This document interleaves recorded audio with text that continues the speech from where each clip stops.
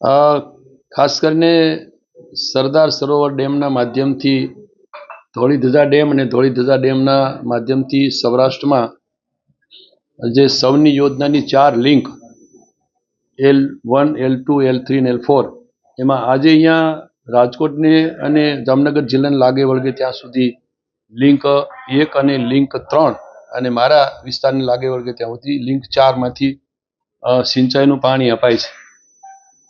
આ લિંક 4માં ત્યાં જે જગ્યાએ ક્યાંય થોડું ઘણું કામ હજુ કરવાનું બાકી રહ્યું હોય તો એ વહેલી તકે પૂર્ણ થાય।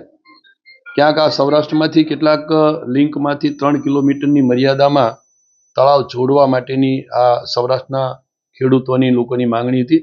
એ માટે પણ અમે રિવ્યૂ કર્યું કે 3 કિલોમીટરની સર્વે થયું હોય તો વહેલી તકે એની એ વહીવટી મળે અને કામગીરી શરૂ થાય। જે પ્રમાણે લિંકોમાંથી સિંચાઈના પાણી માટેની ખેડૂતોની માંગણી આવે તો એને લિંક શરૂ કરીને સિંચાઈનું પાણી આપવા માટેની પણ અહીંયા વાત હતી, એનું પણ રિવ્યૂ થયું। અને જે ડેમોમાં પાણી છે ત્યાં જે પ્રમાણે ખેડૂતોની માંગણી આવે એ પ્રમાણે ડેમની અંદર રહેલું પાણી અને પીવાના પાણી માટે અનામત કેટલું રિઝર્વેશન છે એને ધ્યાનમાં રાખીને સિંચાઈનું પાણી આપવું એ અંગેનું મારા બધા સૌરાષ્ટ્ર ઝોનના અધિકારીઓ સાથે મિટિંગ કરી।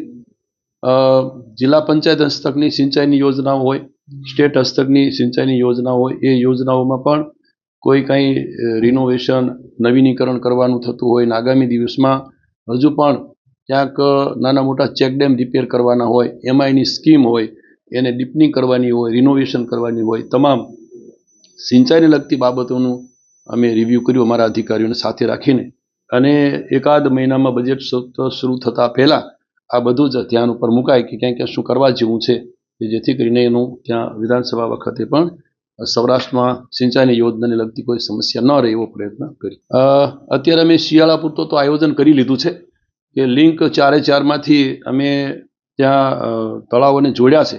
એ દરેક જગ્યાએ ખેડૂતોની માંગણી આવશે એ પ્રમાણે શિયાળુ પાક માટે તો પૂરતું પાણી અમારી પાસે છે અને એ પ્રમાણે આપશું।